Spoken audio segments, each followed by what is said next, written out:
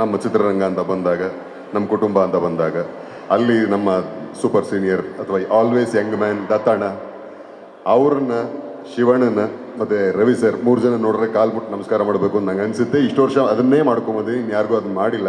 But Kantara ಒಂದು cinema ನೋಡಿದಾಗ ರಿಷಬ್ ಅವ್ರಿಗೆ ಫೋನ್ ಮಾಡಿ ಇಟ್ಟೆ, ಫೋನ್ ಸ್ವಿಚ್ ಆಫ್ ಮಾಡ್ಕೊಂಡು ಎದ್ಬಿಟ್ಟಿದ್ರು ಊರಿಗೆ. ಅವರು ಟೆಂಪಲ್ ರನ್ನಲ್ಲಿದ್ದರು, ಫೋನಿಗೆ ಸಿಗಲಿಲ್ಲ. ಆಗ ಅಜ್ಜುಗೆ ಫೋನ್ ಮಾಡಿದ್ದೆ, ಅಜ್ಜು ಎಲ್ಲಿದ್ದಾರೆ ರಿಷಬ್, ನಾವು ಒಂದ್ಸಲಿ ಅವ್ರ ಕಾಲಿಗೆ ಬೀಳ್ಬೇಕು ನಾನು ಅಂತ.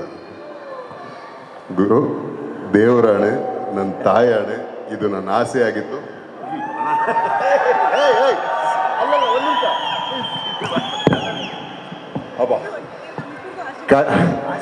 ಆಸೆ ಈಡೇರ್ತು. ಯಾಕೆಂದ್ರೆ ಕಾಂತಾರ ಸಿನಿಮಾ ನಮ್ಮ ನಾಡಿಗೆ ತಂದು ಕೊಟ್ಟಂತ ಹೆಮ್ಮೆ ಅಷ್ಟು ಅಗಾಧವಾದರೆ, ನನ್ನ ಮೇಲೆ ಆ ಸಿನಿಮಾ ಬೀರಿದಂಥ ಪ್ರಭಾವ, ಆ ಸಿನಿಮಾ ನನಗೆ ಕೊಟ್ಟ ಅನುಭವ, ಇದಕ್ಕೆ ಯಾವ ಪದದಲ್ಲಿ ಹೇಳಿದ್ರು ಕಡಿಮೆನೆ. ನಾನು ಒಂಥರ ಫಿಲ್ಮ್ ರಿವ್ಯೂವರ್ ಥರ ಒಂದಿಷ್ಟುದ್ದ ಬರೆದಿದ್ದೆ ಟ್ವಿಟರಲ್ಲಿ, ಇನ್ಸ್ಟಾಗ್ರಾಮಲ್ಲಿ. ಅಷ್ಟು ಇನ್ಸ್ಪೈರ್ ಮಾಡಿದ್ರಿ. ನಿಮ್ಮ ಆ ಒಂದು ಶಕ್ತಿ, ನಿಮ್ಮನ್ನು ಡ್ರೈವ್ ಮಾಡಿದಂಥ ಶಕ್ತಿ ಆ ಸಿನಿಮಾ ಮಾಡೋದಕ್ಕೆ, ಆ ಶಕ್ತಿ ನಿಮ್ಮಲ್ಲಿ ಇದೆ. ಕಾಂತಾರ 1 ಆಗ್ತಿದೆ ಈಗ. ಹಾಗಾಗಿ ನಿಮ್ಮ ಆಶೀರ್ವಾದ ನನಗಿರಬೇಕು ಒಂದು ಕಡೆ. ಆ್ಯಂಡ್ ನೀವು ಬಂದು ಹರಿಸಿದ್ದಕ್ಕೆ ತುಂಬ ಹೃದಯದ ಧನ್ಯವಾದಗಳು.